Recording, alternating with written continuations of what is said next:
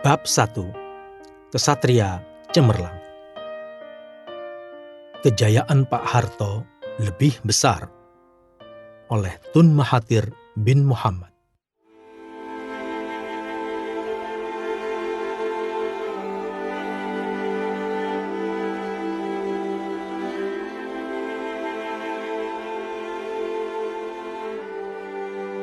Sebelum saya bertemu langsung dengan Presiden Soeharto, saya selalu mengikuti perkembangan dari berbagai kebijakan yang dijalankan oleh pemerintahan beliau.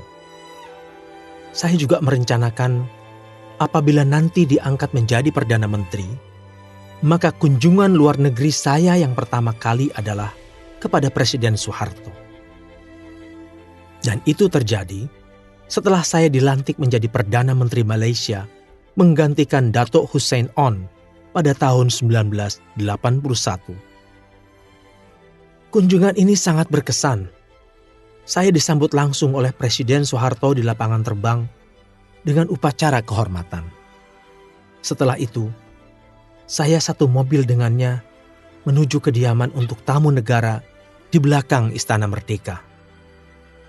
Pak Harto mengantar saya sampai ke kamar dan mengatakan apabila ada kekurangan bisa disampaikan kepada orang yang disiapkan untuk melayani. Pertemuan ini menorehkan kenangan yang mendalam. Saya menilai Pak Harto sangat beradab dan mempunyai sifat-sifat yang baik. Orang Melayu menganut faham yang menghormati tamu. Saya melihat beliau betul-betul menghormati walaupun tamunya tidak memiliki jabatan yang setara, karena Pak Harto adalah seorang presiden dan saya hanya Perdana Menteri. Saya melihat setiap ucapan dan tindakan yang dilakukan Pak Harto benar-benar menunjukkan kualitasnya sebagai seorang pemimpin. Walaupun Pak Harto memiliki latar belakang sebagai tentara, ia tidak menunjukkan sikap yang sombong dan kalimat-kalimat yang keras. Bahasanya pun juga baik sekali. Dukungan dari semua pihak. Pak Harto adalah seorang yang tenang. Tindakan dan keputusan-keputusannya diambil dengan tenang. Pak Harto memerintah amat bijaksana dengan memahami masalah-masalah yang rumit dari sebuah negara besar dengan jumlah penduduk 200 juta orang yang berbeda kultur dan bahasa dan tinggal tersebar di ribuan kepulauan. Pak Harto bisa mengawal keadaan. Tidaklah mudah bagi pemerintah mengawal keadaan sebuah negara yang baru dibentuk, seperti Indonesia yang baru merdeka dijajah Belanda. Padahal sebelum itu, Indonesia memiliki banyak kerajaan yang kadang-kadang saling bermusuhan. Pak Harto juga mewarisi pemerintahan Soekarno yang memiliki banyak masalah pada masa itu, miskin dan tidak memiliki tujuan yang satu. Namun, Pak Harto mempunyai keyakinan dan percaya untuk mempertahankan kesatuan yang telah dibuat Bung Karno, dan untuk melaksanakannya, Pak Harto mendapat dukungan semua pihak dari seluruh kepulauan di Indonesia.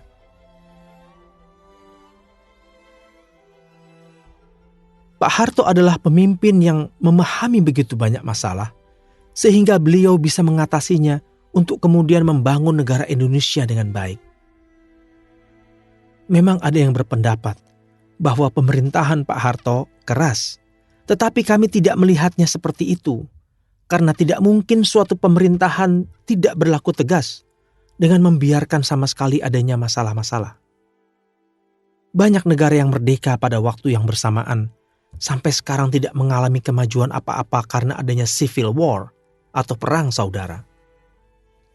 Namun Pak Harto dapat mengawal sehingga menjadikan Indonesia menjadi sebuah negara yang jaya. Kita tak boleh membandingkan Indonesia dengan Malaysia. Indonesia adalah negara yang luas, dengan banyak pulau, jumlah penduduk yang besar, dengan suku-suku yang dimiliki. Sedangkan Malaysia adalah negara kecil, sehingga lebih mudah kami mengurus sesuatu. Jadi, kejayaan Pak Harto lebih besar dibandingkan kejayaan di Malaysia. Melihat atau membandingkan Indonesia tidak bisa sama dengan melihat Malaysia. Sama halnya melihat Malaysia dengan Singapura, karena Singapura hanya sebuah bandar atau kota. Dengan demikian, mengelola sebuah negara yang kecil lebih mudah dibandingkan mengelola sebuah negara yang besar. Pak Harto berjaya menyelesaikan permusuhan pada penghujung pemerintahan Bung Karno, sehingga hal itu dapat dikurangi. Walaupun masih ada yang tidak setuju dengan Pak Harto, tetapi tidak menyebabkan pertikaian, dan Pak Harto bisa berbicara, menyelesaikan melalui pembicaraan-pembicaraan dengan baik. Mereka tidak ingin negara kita maju. Setiap kali berjumpa Pak Harto, saya selalu merasa kami berbicara dari hati ke hati, berbincang sebagai sahabat. Masalah antara Indonesia dan Malaysia selalu ada, tetapi masalah itu kecil-kecilan. Apabila ada masalah yang mengharuskan presiden dan perdana menteri turun tangan, maka selalu dibicarakan dengan baik sehingga masalah tidak menjadi besar dan membuat buruk hubungan kedua negara. Pak Harto menganggap Malaysia sebagai bangsa yang serumpun. Begitu pula saya menempatkan Indonesia sebagai bangsa serumpun. Hanya karena sejarah yang membuat Indonesia dan Malaysia terpisahkan. Namun sesungguhnya kedua bangsa berasal dari satu bangsa. Di mana-mana, dalam hubungan dua negara selalu ada konflik. Secara geografis, Malaysia berada di tengah-tengah di antara 5 negara ASEAN. Dengan setiap negara, Malaysia memiliki masalah. Malaysia memiliki masalah dengan Thailand, Singapura, Filipina, Brunei Darussalam, dan Indonesia. Tetapi yang paling mudah diselesaikan adalah dengan Indonesia. Jadi saya merasa berutang budi terhadap Indonesia dan Pak Harto. Pandangan orang asing dari negara-negara barat terhadap saya dan Pak Harto sama, tidak terlalu baik. Seolah-olah mereka tidak ingin melihat kita ingin memajukan negara sendiri. Bahkan mereka tidak ingin melihat hubungan baik antara kedua negara ini. Oleh karena itu, kami mendapatkan kecaman-kecaman, antara lain dengan merusakkan perekonomian kedua negara. Sebagai contoh, bagaimana mata uang Indonesia dan Malaysia dijatuhkan sehingga ekonomi menjadi rusak. Indonesia dan Malaysia memiliki masalah yang sama. Hanya saja, sebagai negara yang kecil, masalah di Malaysia lebih mudah diselesaikan, berbeda dengan Indonesia yang memiliki masalah yang lebih kompleks. Sebab itu, Indonesia dan Malaysia selalu berhubungan untuk menyelesaikan masalah bersama-sama. Pak Harto sengaja dijatuhkan. Tekanan terhadap Pak Harto amat berat pada saat terjadi krisis mata uang di tahun 1998. Pak Harto mengatakan dirinya sampai-sampai tidak dapat tidur. Karena pada saat itu sudah maju sehingga akhirnya Pak Harto menerima usulan IMF untuk campur tangan dalam penanganan keuangan dan ekonomi negara. Saya sangat sedih melihat gambar Michael Kamdesu, direktur IMF pada saat itu, yang menunjukkan seolah-olah dia mendapat kekuasaan yang besar. Pak Harto tidak dapat menolak karena tekanan pun sangat besar. Saya tidak bisa melupakan peristiwa itu dan sangat sedih karenanya. Ketika krisis ekonomi melanda Asia Tenggara, saat itu mata uang Malaysia juga jatuh lebih dari separuhnya. Dari 2,5 ringgit Malaysia per 1 US dollar menjadi 5 ringgit Malaysia per 1 US dollar. Sedangkan Indonesia jatuh dari 2.500 rupiah per 1 US dollar menjadi 16.000 rupiah per 1 US dollar, sehingga menyebabkan Indonesia menjadi sangat miskin yang mengakibatkan meningkatnya pengangguran. Semuanya menyalahkan Pak Harto. Padahal kondisi itu terjadi bukan karena Pak Harto. Sementara Malaysia juga sibuk mencari jalan keluar sendiri. Siapapun yang menghadapi masalah tersebut pasti tidak akan bisa menyelesaikan. Apalagi pada waktu itu, semuanya menyalahkan Pak Harto sehingga komunikasi tidak bisa dilakukannya. Saya berkesimpulan bahwa badai perekonomian yang melanda Asia Tenggara pada 1998 itu memang dirancang untuk menjatuhkan pemerintahan Pak Harto. Seharusnya Pak Harto yang telah memerintah dengan bijak dan berhasil membawa kemajuan bagi Indonesia dan ASEAN tidak pantas mendapat perlakuan seperti itu. Di ASEAN, Pak Harto memainkan peranan yang sangat penting. Para pemimpin negara ASEAN mendudukkan Pak Harto sebagai orang tua. Kejatuhan Pak Harto merupakan kerugian yang besar di Asia Tenggara karena beliau sangat dihormati oleh para pemimpin ASEAN lainnya. Lukisan wayang yang istimewa. Saya dan Pak Harto selalu bertukar cenderamata setiap kali bertemu. Saya senang sekali ketika mendapat kenangan lukisan wayang dari kulit. Dan ini tidak ada dimanapun, jadi bagus sekali. Saya juga mengikuti cara Pak Harto yang menyimpan rapi semua kenangan dari kepala-kepala negara sahabat di Museum Purna Bakti Pertiwi. Hadiah-hadiah yang pernah saya terima bukanlah untuk diri sendiri, melainkan untuk seluruh rakyat Malaysia. Saya kumpulkan hadiah-hadiah tersebut dan meletakkannya di museum. Kadangkala Pak Harto mengetengahkan peribahasa Jawa dalam pembicaraan empat mata. Kami tertawa bersama. Pak Harto senang makan gudeg. Saya pun suka gudeg. Makan bersama pun sering dilakukan. Hubungan pribadi ini memberikan dampak positif terhadap hubungan kedua negara. Pak Harto adalah seorang presiden dari sebuah negara yang besar, tetapi dirinya tidak pernah lupa bahwa dua buah negara adalah serumpun bangsa sehingga tidak ingin bermusuhan. Saya merasa terhormat dapat diterima Pak Harto sebagai sahabat. Setiap pemimpin memiliki kekurangan dan kelebihan. Tetapi sebagai sebuah bangsa, kita tidak boleh melupakan kejayaan yang telah berhasil dicapai oleh sebuah kepemimpinan. Bagaimana Pak Harto menempatkan Bung Karno sebagai tokoh proklamasi yang membawa Indonesia merdeka, itu tak boleh dilupakan. Begitulah seharusnya yang diberlakukan terhadap Pak Harto. Kunci sukses Pak Harto. Saya juga menyaksamai upaya Pak Harto mempertahankan Undang-Undang Dasar 1945 dan Pancasila sebagai ideologi bangsa. Setiap negara memiliki nilai-nilai kebangsaan dan jati diri yang harus dipertahankan. Malaysia mengikuti apa yang dilakukan Pak Harto, yakni dengan adanya rukun negara. Kami mencontoh Indonesia. Setiap negara memerlukan sebuah pegangan yang menjadikan kita semua memiliki komitmen yang sama terhadap pegangan itu, sehingga sebuah bangsa bisa bersatu dalam sebuah negara. Saya mengetahui beberapa hal yang menjadi kunci sukses Pak Harto di dalam memimpin dan membangun Indonesia.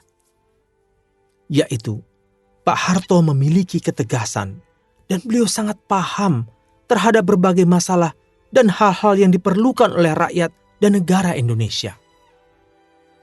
Memang, ada pemimpin yang bisa tetapi tidak memahami keperluan negaranya. Sebagai contoh, mengenai demokrasi. Kita memerlukan demokrasi, tetapi demokrasi seperti di Barat tidak cocok untuk negara yang lain karena masing-masing negara memiliki kekhasan dan tidak dapat dipaksakan. Pak Harto amat memahami kebutuhan demokrasi di Indonesia. Itulah sebabnya, mengapa di bawah kepemimpinan Pak Harto, Indonesia bisa maju dari negara miskin menjadi negara berkembang. Dr. Tun Mahathir bin Mohamad lahir 20 Desember 1925 di Alor-Star, Kedah. Bapak dari 2 orang putra dan seorang putri ini rajin menulis artikel politik di Sunday Times. Artikel-artikel tersebut kemudian dibukukan dengan judul The Malay Dilemma. Mulai aktif di UMNO pada tahun 1964, Tun Mahathir menjadi Deputi Perdana Menteri pada 1974 setelah sebelumnya menjabat Menteri Perdagangan dan Industri Malaysia.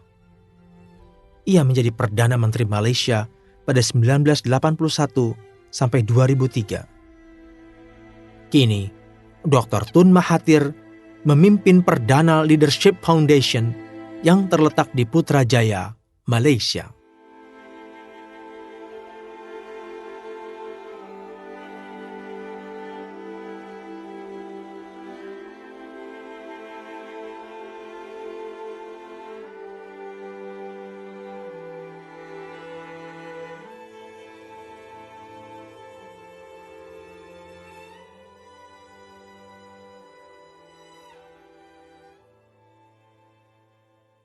Yang utama di antara yang sederajat oleh Lee Kuan Yew.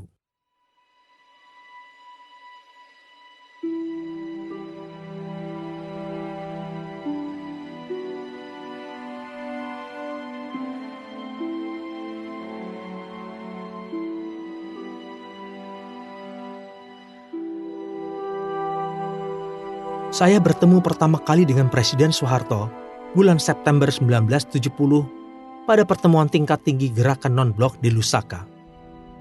Pertemuan ini terjadi setelah adanya konfrontasi dan masih adanya kecurigaan antara kami pada waktu itu. Kami berbicara sekitar 30 menit di Villa Soeharto mengenai perkembangan regional. Dan pada saat itu, kami banyak menemukan kesepahaman pandangan. Hari itu merupakan pertama dari serangkaian pertemuan, hampir selalu 4 mata, di mana kami bertukar jaminan tentang niat baik dan keinginan untuk Asia Tenggara yang stabil dan makmur. Kemudian pada pertemuan selanjutnya, di tingkat yang lebih akrab, membahas isu-isu penting. Waktu demi waktu, kami membangun hubungan dan persahabatan yang erat dan bertahan hingga lebih dari 30 tahun. Itu menjadi landasan kerjasama erat antara Indonesia dan Singapura di tahun-tahun selanjutnya. Tidak seperti pendahulunya, Soekarno, dalam bertindak Soeharto selalu penuh pertimbangan dan pemikiran. Namun di balik sikap diamnya, dia adalah seorang yang tegas dan mempunyai keteguhan untuk menyatukan dan mengangkat 120 juta rakyat Indonesia dari impitan perekonomian yang terjadi setelah 20 tahun terabaikan. Pada pertemuan kami selama tahun-tahun itu, Soeharto telah membuktikan bahwa dirinya adalah seorang yang dapat dipercaya. Dia membuat sedikit janji, namun ketika dia melakukannya, dia tetap memegangnya. Kekuatannya adalah kekonsistenan dia, yang juga diwujudkan dengan mengejar serangkaian kebijakan rasional untuk membuka ekonomi Indonesia terhadap perdagangan dan modal asing. Soeharto adalah orang yang berpikiran lurus dalam memberikan jaminan kalau rakyatnya cukup untuk sandang dan pangan. Dengan demikian, dia telah banyak mencapai pertumbuhan yang stabil untuk Indonesia dari tahun ke tahun. Soeharto merupakan seseorang yang objektif dan pragmatis. Dirinya bukanlah seorang intelektual, namun Soeharto memiliki ketajaman untuk menunjuk sebuah tim yang terdiri atas para ekonom dan penyelenggara pemerintahan yang mampu membuat kebangkitan Indonesia menjadi salah satu macan Asia di era 90-an. Dengan kejernihan pikirannya juga, Soeharto memilih untuk memandu jalan baru untuk hubungan Indonesia dengan Singapura. Soeharto mengakui bahwa Singapura memiliki kekuatan tertentu yang dapat membantu perkembangan ekonomi Indonesia. Ketika dia mengunjungi Singapura pada Agustus 1974, ia mengumumkan bahwa pemerintah Indonesia akan mengundang bantuan-bantuan teknis asing dan para penanam modal asing ke Indonesia, termasuk dari Singapura. Hal ini merupakan perubahan yang sangat fundamental dalam kebijakannya terhadap Singapura dibanding dengan sikap agresif Indonesia pada masa konfrontasi. 2 tahun kemudian, Soeharto meminta saya untuk membantu Indonesia mengembangkan Batam untuk tumbuh bersama Singapura. Di luar isu-isu bilateral, Soeharto dan saya juga bekerja sama dengan erat dalam berbagai hal. Ketika Phnom Penh dan Saigon jatuh pada tahun 1975, kelihatannya gelombang komunis akan menyapu dan menelan seluruh Asia Tenggara. Beberapa negara regional buru-buru mengakui Indochina, yaitu pemerintahan komunis Vietnam dan Khmer Merah di Kamboja, dan membuat penawaran terhadap Beijing untuk menghadapi prospek ini.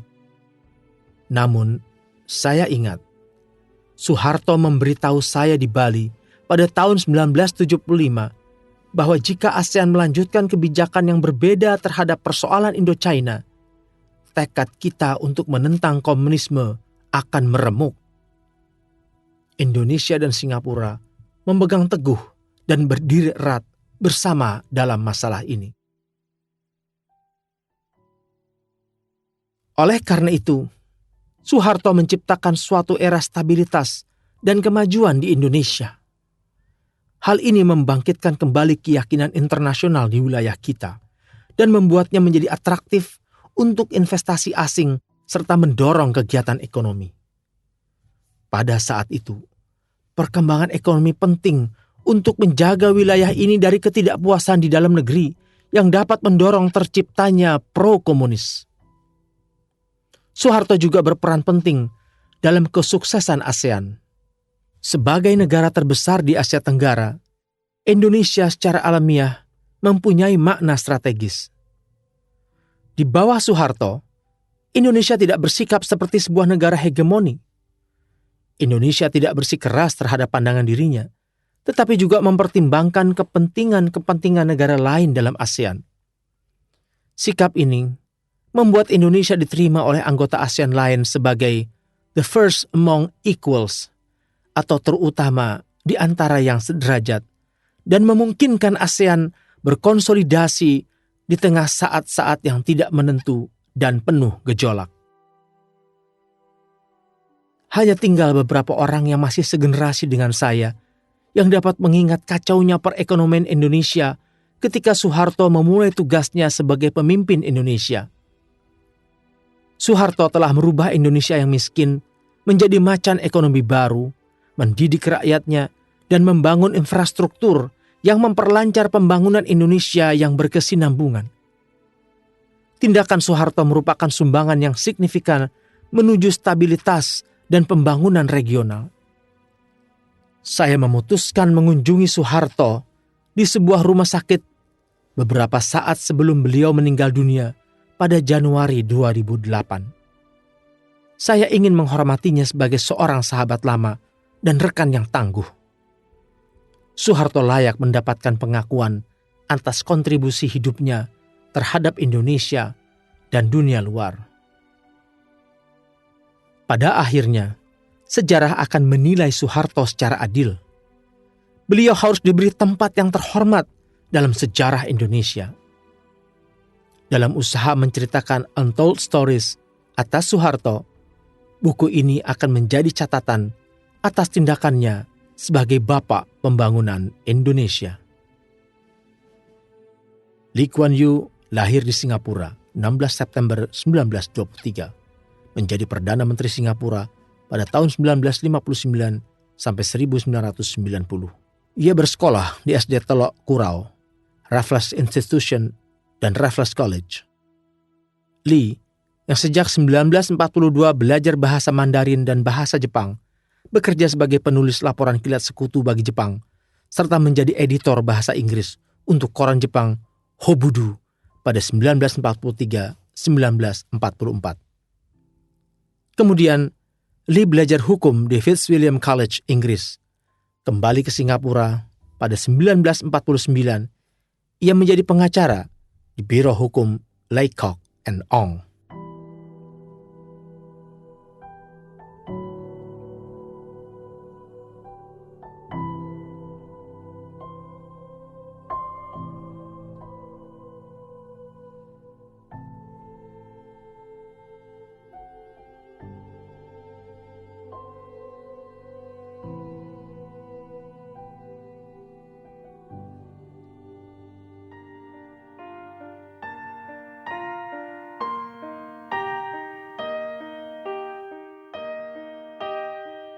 Dengarkan bagian selanjutnya hanya di channel Dengar Buku.